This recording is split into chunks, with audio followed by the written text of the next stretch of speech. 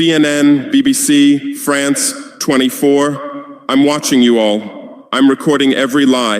I'm archiving every distortion. I am Ibrahim Traore, and today I'm pulling off your masks. Yes, you heard correctly.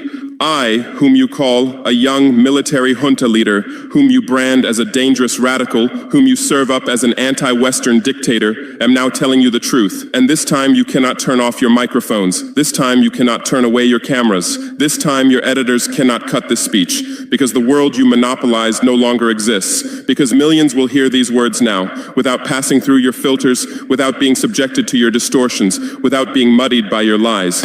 I am 34 years old. Every day of my life, I grew up with your lies. As a child, I would watch Africa on television. Always the same images. Children with flies, dry lands, weapons, death. This is Africa, they told us.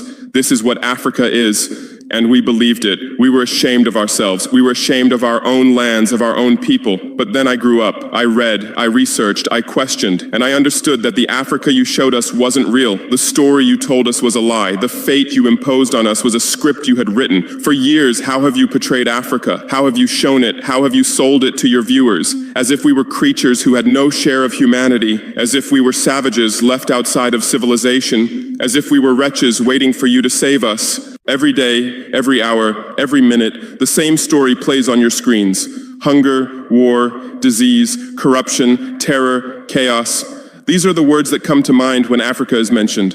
In your Africa dictionary, there are no other words. No hope, no success, no development, no resistance, no honor, no pride, no victory. So I ask you, New York Times, Washington Post, Guardian, Le Monde, have you ever made Africa's successes your headlines? How many times have you written about Rwanda's technology miracle? How many times have you shown Ethiopia's reforestation project? How many times have you praised Botswana's democratic success? How many times have you described Kenya's entrepreneurial ecosystem? No, because these don't fit your scenario. Your Africa cannot be successful. It cannot, because then how will you legitimize your exploitation? If it's not in need of help, how will you intervene? If it's not backward, how will you look down on it? Have you ever asked yourselves, has any editor sitting at their desk, any news director in a meeting, any columnist at their keyboard ever thought, why are the people of the world's richest lands poor? Here are the numbers for you, real numbers. Africa owns 70% of the world's cobalt reserves. Your cell phone, your computer, your electric car won't work without cobalt.